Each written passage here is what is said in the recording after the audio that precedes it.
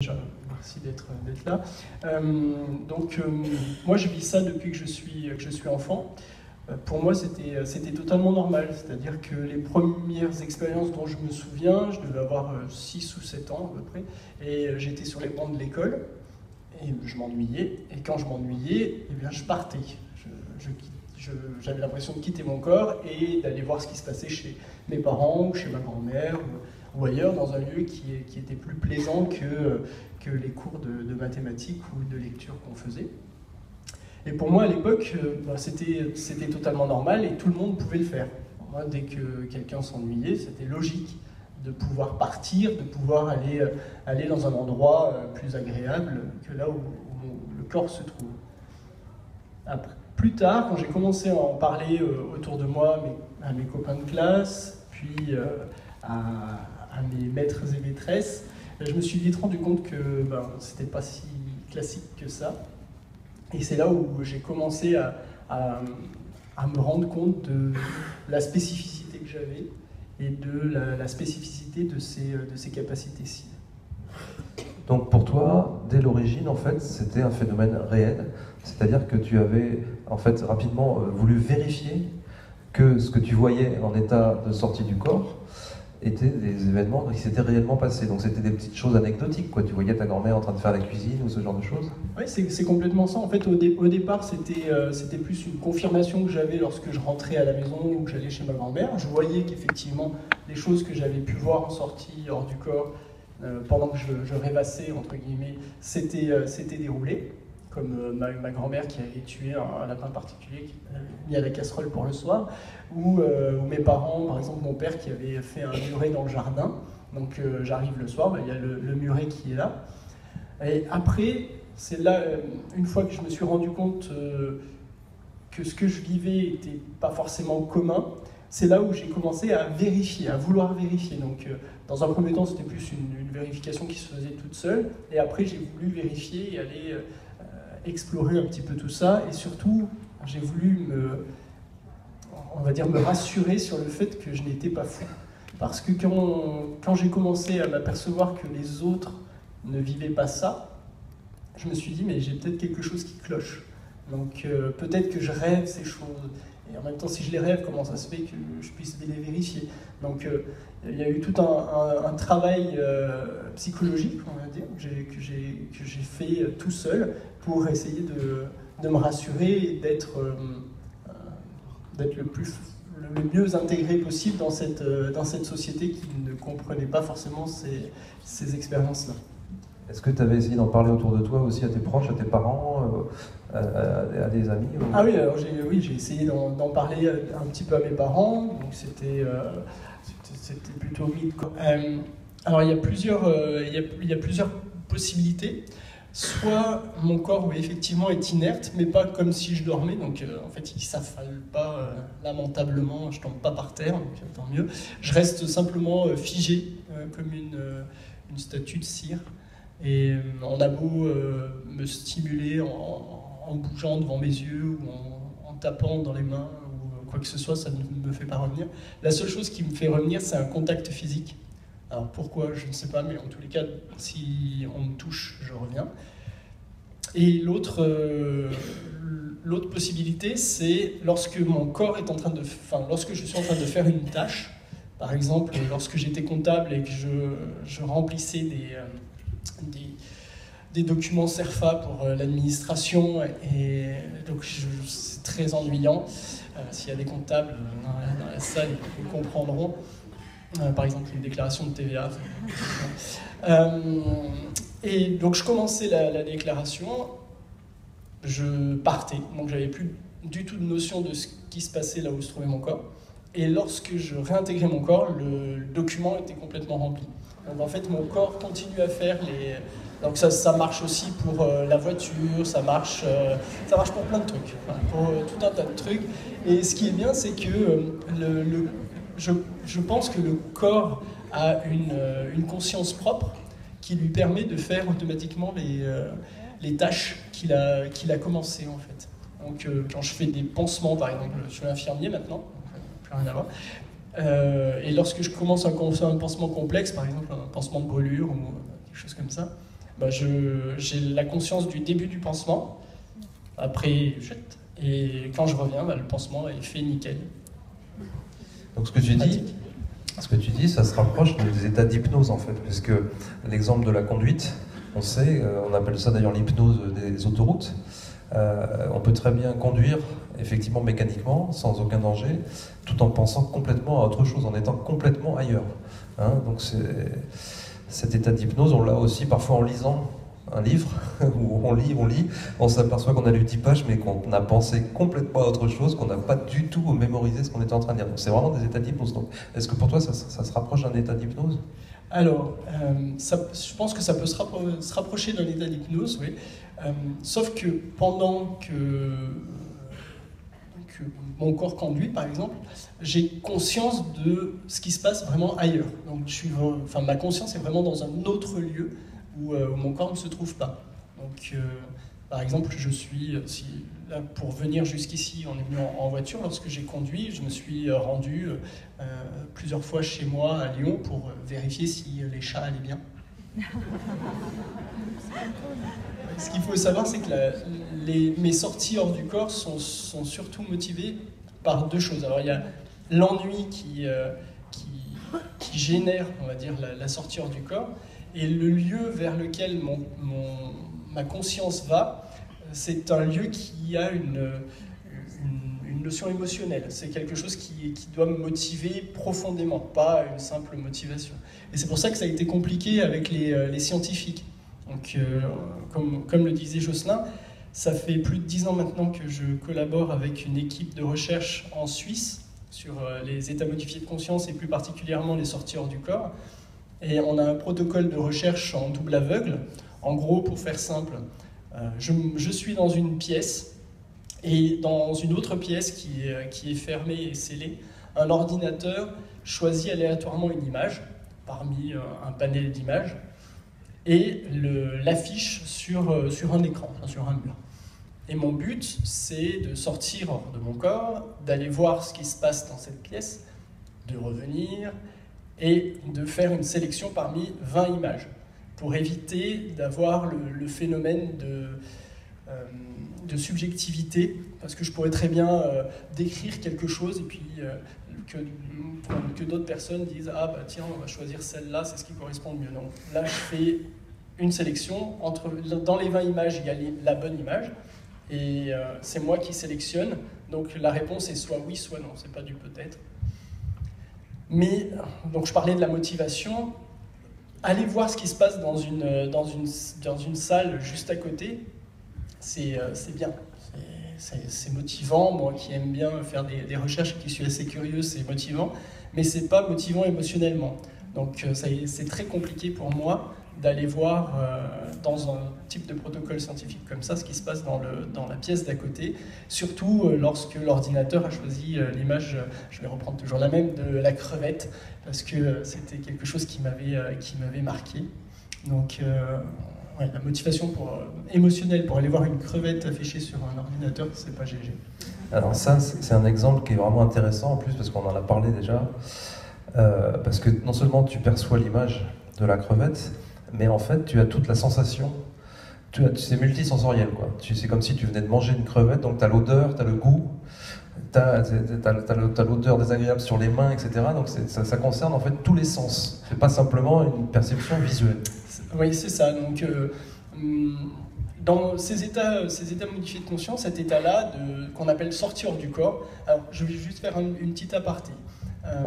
On appelle ça sortir du corps, simplement parce qu'on a cette sensation, moi j'ai cette sensation que quelque chose sort de mon corps, se déplace vers un lieu où mon corps ne se trouve pas. C'est une sensation. Est-ce que c'est réel? Est-ce que la conscience sort et va dans le lieu? Je ne sais pas. C'est juste une sensation que j'ai. Ce qui est sûr, c'est que j'ai cette possibilité de voir ce qui se passe dans un autre lieu. On met ça sous le terme sortir du corps, mais on pourrait peut-être parler aussi d'expansion de conscience, hein, comme si mon point de conscience actuel s'élargissait et englobait la pièce adjacente, ou même un autre lieu qui peut se trouver très très loin. Voilà, c'était juste pour faire une aparté.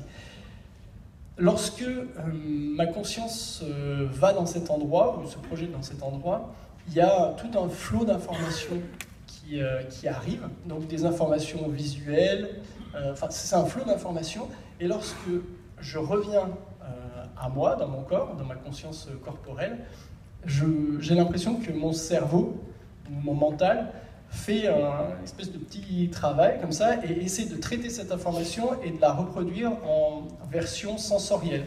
Donc c'est pour ça que lorsque la crevette, par exemple, lorsqu'elle s'est affichée, que je suis revenu avec l'image de cette crevette, il y avait à la fois donc l'image de la crevette, il y avait une odeur de crevette, et j'avais l'impression d'avoir mangé une crevette et décortiqué une crevette avec les doigts. Et c'est tout un flot d'informations qui arrive. Donc c'est pas que du visuel. Et donc tu dis qu'en fait, c'est au moment où tu reviens que ton cerveau fait la synthèse de ça, et tu réalises là, du coup, mentalement, que tu viens d'aller percevoir la cible, et tu peux dire, oui, j'ai vu la cible. Oui, c'est exactement ça. Il y a des cas où ça n'arrivait pas, en l'occurrence. Oui. Alors, oui, il y a eu des cas où j'ai pas pu voir la cible, parce que simplement la motivation ne m'a pas fait aller vers la pièce, ou alors que je suis allé ailleurs, ou même que je n'ai pas fait de sortie. Sur le moment, l'instant de la sortie, lorsque ma conscience est ailleurs, il y a enfin, chez moi en tous les cas, il n'y a pas de pensée. J'ai l'impression d'être la pièce, d'être toute l'information contenue dans la pièce. Si par exemple je me projetais ici, j'aurais la sensation d'être tout ce qui est ici, c'est-à-dire à la fois le sol, les sièges sur lesquels vous êtes assis, vous, vos pensées, tout, en fait, toute la globalité des informations qui se trouvent dans l'endroit. Une fois que je reviens dans mon corps, entre guillemets, le cerveau, je pense, essaie de faire ce qu'il peut pour comprendre toutes les données qui viennent d'arriver avec cette partie de conscience, et il les traduit aussi bien qu'il le peut. Donc ça va complètement dans le sens de la thèse qui veut que le cerveau soit un filtre, en fait, qui réduise notre expérience d'information. En temps normal, si on n'a pas le cerveau, finalement, on a une expérience beaucoup plus riche, et le cerveau, lui, nous coupe d'un certain nombre d'informations comme ça. C'est ce qu'on retrouve dans les expériences de mort imminente, hein, aussi, comme tu le sais. Donc, il y a dans les témoignages, c'est très fréquent que le témoin dise « j'étais tout ce que je regardais, j'étais tout ce que j'observais, et si je zoomais sur un détail, je devenais ce détail, et si je zoomais sur un brin d'herbe, je devenais ce brin d'herbe, etc., etc. » Et ça, c'est quand même spécifique, parce que c'est ce qu'avait dit Claude Charles dans une table ronde qu'on avait fait ensemble. C'est pas tous les gens qui font des sorties du corps qui vivent ça comme ça. Toi, tu le vis à la manière des expériences de mort imminente, quoi. Sauf que là, pour le coup, tu frôles pas la mort. Heureusement. Heureusement, oui, heureusement. Mais oui, effectivement, ça se rapproche beaucoup plus des récits, des expériences de mort imminente, ce que je vis moi. Alors, après, est-ce que c'est vraiment la façon dont je le vis qui fait, enfin, qui fait que je suis ressemblant à des cas de mort imminente, ou est-ce que c'est l'analyse que j'en fais au bout de... j'ai 37 ans maintenant, donc ça fait plus d'une trentaine d'années que je suis conscient que je fais ce genre de choses. Donc il y a une analyse. J'ai pas toujours vécu ça comme ça. Pendant longtemps, j'ai cru que, on va dire que je vivais que les éléments sensoriels sur place, en sortie hors du corps. Après, avec le temps, j'ai réfléchi, puis j'ai observé beaucoup. J'observe comment est-ce que mon cerveau fait pour traiter toutes ces données, et c'est là où je me suis aperçu justement que le cerveau reconstruit quelque chose qu'il peut comprendre avec toutes ces données. Ça illustre la complexité justement des recherches, des protocoles à mettre en place pour étudier ce phénomène, quoi. Alors on va quand même aller au fait à propos de ces expériences que tu as faites à Genève, parce qu'il y a des résultats qui ont été produits. Ça n'a pas été publié dans une revue scientifique, et donc pour beaucoup, en tout cas pour certains, c'est pas recevable comme étant un résultat scientifique. Par contre, c'est raconté avec beaucoup de détails dans le livre. Il y a plein de raisons pour lesquelles ça n'a pas été publié. C'est parce qu'ils voulaient des données complémentaires, il manquait de fonds, de moyens financiers, parce que c'était des recherches qui étaient conduites avec très très peu de moyens. Donc, le nerf de la guerre, etc., étant l'argent, c'est très très compliqué de mener ces recherches au bout. Donc bref, ça n'a pas été publié dans une grande revue de sciences, on pourrait dire, mais tu as produit des résultats concrets, tangibles. Donc tu as vu, en fait, tu as été capable de percevoir cette fameuse cible qui se trouvait sur un écran dans une autre pièce, 7 fois, sur un ensemble de 40 essais, mais ces 7 fois correspondent aux fois où toi tu as dit oui, j'ai vu la cible. Et les autres fois, tu n'avais pas vu la cible, donc tu ne pourrais pas l'identifier parce que tu n'avais pas été la voir, tu étais parti ailleurs, tu avais été attiré par autre chose, etc. Donc si on prend ces 7 cas, ce qui est déjà un cas, ça serait extraordinaire, mais 7 fois tu as été capable de percevoir la cible et d'identifier correctement l'image dans les images qu'on te demandait ensuite de sélectionner. Et ça correspondait aux fois où effectivement tu savais que tu avais perçu la cible et que tu étais capable de l'identifier. Donc c'est quand même très significatif comme résultat. Oui, c'est comme le dirait Sylvie, en fait c'est du 100% dans le sens où je me suis jamais trompé lorsque j'ai vu l'image. J'ai pas choisi une image parce que je pensais que ça allait être la bonne, mais j'ai choisi l'image parce que je savais que c'était la bonne. Si je n'avais rien vu, ou si je n'étais pas sorti de mon corps, ou si j'étais allé ailleurs, bah je disais simplement que je ne peux pas choisir d'image parce que je ne l'ai pas vue. Donc les 7 fois sur les 40 tests qu'on a fait où j'ai pu voir l'image, j'ai choisi la bonne image. Alors, raconte-nous ce qui s'est passé les autres fois. Donc. Les autres fois, donc toujours le même protocole. Je suis allongé dans une pièce et mon but étant de sortir hors de mon corps. Lorsque la sortie commence à se faire, il suffit d'un stimuli particulier. Par exemple, lorsqu'il y avait une camionnette de pompiers ou lorsqu'il y avait une ambulance qui passait dans la rue, le simple fait de l'entendre me donnait plus envie de suivre la camionnette plutôt que d'aller dans la pièce d'à côté. C'est pour ça que ça a été très compliqué. Et passer un temps pour essayer de contrecarrer un petit peu ça. D'ailleurs, ça a marché 1 ou 2 fois. Sylvie se mettait donc près de la pièce et pour m'attirer, au moment où Claude Charles voyait que j'étais en train de me détendre suffisamment pour faire une sortie de corps, elle tapait sur une casserole, elle faisait du bruit pour essayer de m'attirer et voilà, donc ça a marché peut-être une paire de fois, mais pas bien plus parce que... Ça te faisait pas sortir de l'état de torpeur, mais par contre, elle essayait de t'attirer dans la pièce avec des stimuli comme ça. C'est ça. C'est ça, puis ils ont essayé aussi d'autres choses pour piquer un petit peu ma curiosité. Ils ont mis des objets un peu cocasses dans la pièce avec les images projetées pour que je puisse être motivé non pas par l'image mais par des choses qu'ils auraient pu mettre, des photos de mes proches ou des photos de rugbyman. Alors ça dit beaucoup de choses de ce qu'on peut penser du phénomène, parce qu'on a tendance à imaginer que c'est facile. C'est-à-dire les gens qui sont sceptiques sur ce phénomène, ils se disent si quelqu'un sort de son corps, on le met dans une pièce, il va voir dans l'autre, il revient, il nous dit ce qui s'est passé. Sauf qu'on voit bien que c'est pas si simple, parce qu'en fait, quand tu sors de ton corps, tu n'es plus tout à fait toi-même. Il y a des fois où tu faisais la sortie, mais tu oubliais que tu participais à une expérience scientifique.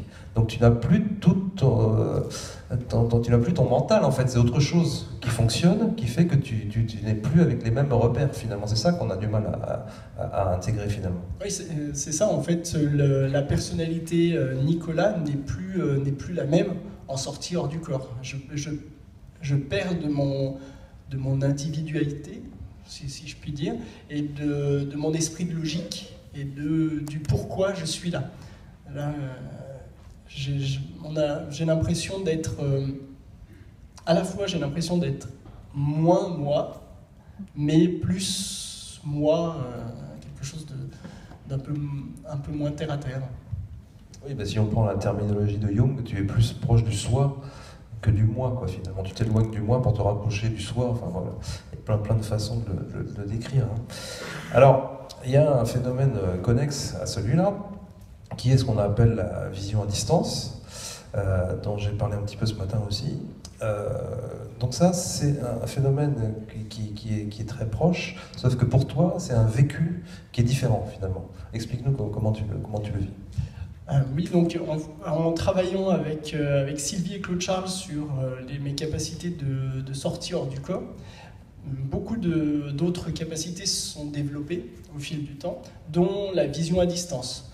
Et en fait, pour moi, la vision à distance, je la vis d'une manière très différente, dans le sens où, lorsque je fais une sortie hors du corps, j'ai plus aucune notion de ce qui se passe là où est mon corps. Mon corps, il continue à faire ses trucs, où il est dans un état un peu de stupeur. Et en vision à distance, la scène que je souhaite voir se superpose à la scène que mon corps voit. C'est-à-dire que là, par exemple, si je fais une vision à distance pour voir ce qui se passe toujours chez moi, pour voir mes chats, eh bien, l'image de mon appartement se superpose à l'image. J'ai toujours la notion de cet endroit-ci, mais avec en plus la notion de l'autre endroit. Pour la vision à distance, j'ai pas besoin d'avoir une motivation émotionnelle. C'est vraiment de l'utilitaire. C'est-à-dire que c'est très utile, par exemple, pour trouver une place de parking ou pour voir s'il y a du monde au restaurant ou pour voir si les chats vont bien. Ou alors... Pour voir s'il y a des contrôleurs dans le tramway. Pour voir s'il y a des contrôleurs dans le tramway. Donc je vais toujours vérifier les choses, enfin, dans la mesure du possible.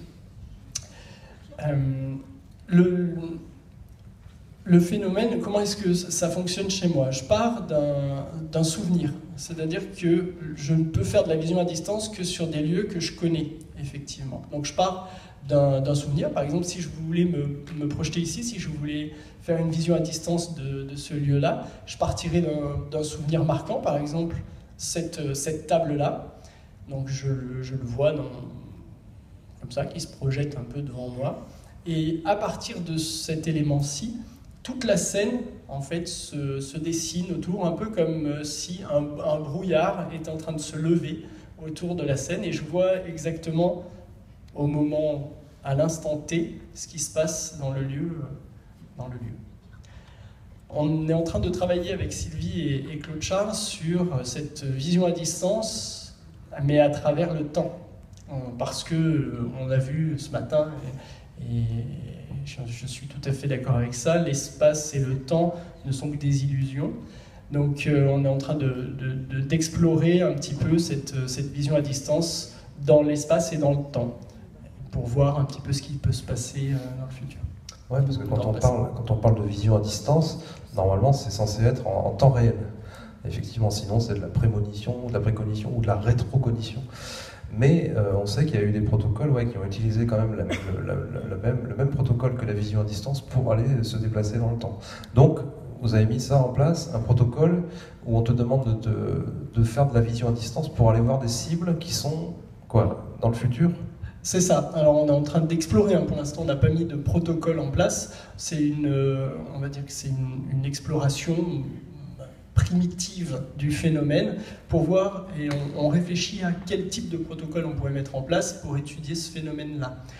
Faire une étude de la vision à distance simplement dans l'espace, ça a déjà été fait. Ce serait intéressant de le refaire, peut-être, pourquoi pas. Mais dans le temps, ça peut être très sympathique. Alors après, moi, ce qui me caractérise aussi, c'est, on dirait pas comme ça, mais j'ai un petit côté froussard. C'est-à-dire que souvent on me demande si tu peux voyager comme ça, pourquoi est-ce que tu vas pas voir ce qui se passe le 11 septembre sur place ou pendant la guerre ou je ne sais quoi. Non, parce que il y a un petit côté peur où j'aurais peur de rester un peu bloqué. Par rapport à ça, pourquoi est-ce que je dis ça? C'est parce que comme ça, là, tout de go, quand j'en parle, on se dit « Ah, c'est chouette, il vit des choses géniales, j'adorerais les vivre. » Mais j'ai vécu aussi des choses négatives, que j'ai jugées très négatives dans les sorties hors du corps. Là, on en parle de manière bon enfant, mais j'ai vécu des phénomènes qui étaient beaucoup plus compliqués et beaucoup plus difficiles à gérer. On en parle un peu dans le livre. Ouais, tu peux en dire 2 mots ou pas? Tu t'es retrouvé face à des entités, des forces négatives, des choses effrayantes? Alors pas des entités négatives, non, je ne les qualifierais pas comme ça, mais je me suis retrouvé par exemple dans un espace noir et confiné pendant une sortie hors du corps, et ça a duré à peu près 15 jours, donc chaque fois que je faisais une sortie hors du corps, j'en fais plusieurs par jour, hein, parce que je m'ennuie souvent, et pas aujourd'hui. Du moins je le dirai pas. Et donc pendant 15 jours, à chaque fois que je faisais une sortie hors du corps, je me retrouvais dans un espace noir, confiné, serré, un peu comme si j'étais dans une boîte de conserve ou dans un cercueil ou quelque chose comme ça. Ça a été très compliqué de le vivre.